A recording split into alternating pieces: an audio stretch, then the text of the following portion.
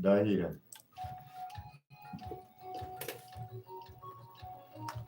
What is this? Hello? Kurungira yotakyali mu studio ntera mu dakiika 2.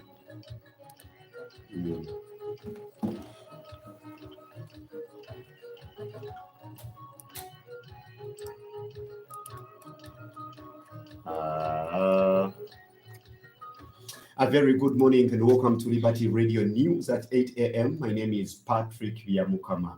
Now, Kira Municipality Member of Parliament Ibrahim Semujunganda has spoken out after being sacked by the Forum for Democratic Change FDC Secretary General Nanda Mafabi as the party's chief whip in Parliament. Semuju was replaced by Maokota South Member of Parliament Yusuf Musibambi as the FDC chief whip in Parliament with immediate effect. In his response, Semuju said his sacking was long overdue. Semuju claims that the party president, Patrick Byamukama, told the FDC members of parliament that he was speaking too much and that he was causing other legislators problems. He has, meanwhile, protested his dismissal by the National Executive Committee. The two, Amuriat and Nandara, have no right to sack him. Now, the tragic boat accident that struck Lake Victoria, leaving dozens dead, has prompted an outcry from members of parliament representing the islands. As the search for bodies enters its 7th day, grieving families have been left devastated and hopes for finding the remaining victims fading. The government is facing accusations of neglect as local fishermen have been left to scour the waters without much official assistance. In response to the heart-wrenching incident, the parliamentarians are demanding a swift and effective action from the government. Helen Najimuri, the woman member of Parliament of Kalangala, emphasized the need for lasting change and enhanced safety measures on Lake Victoria, urging the government to clearly mark the dangerous spots on the lake to prevent further tragedies. One of the major concerns raised by the legislators is the delay in constructing designated rescue centers, which had been budgeted for precisely for handling such tragic situations.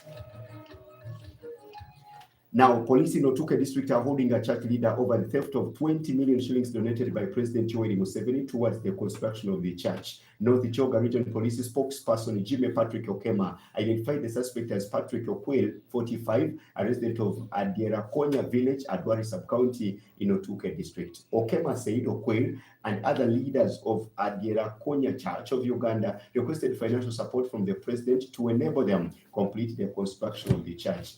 Unfortunately, Byamukama said Okwel is alleged to have spent 10 million shillings for his personal interest without informing the church members. He said the church catechist Moses Opio reported a case of theft against Okwel, which later prompted the police to swing into action and arrest him.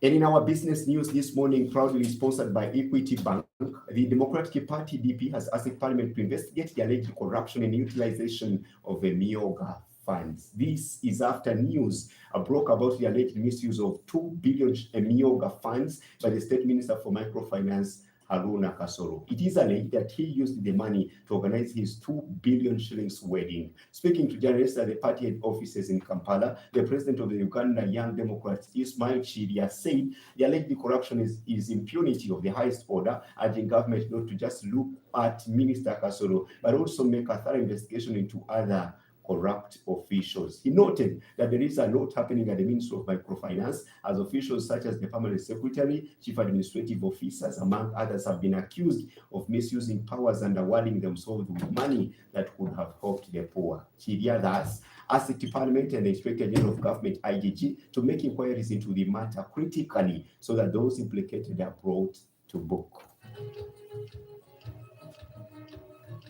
And authorities in Nigeria's southeastern Enugu state have banned the unlicensed use of vehicles with tinted glasses in the latest effort to curb criminal activities. Owners of vehicles with tinted glasses in the state have until 4th of September to obtain permits from the police. The authorities will impound vehicles in default and fine their owners, state official Professor Chidiebere Onyaya said in a statement. And that's it from our news desk this morning. Thank you so much for your company. My name is Patrick, and stay right here as Buki Rebuta program continues shortly after this.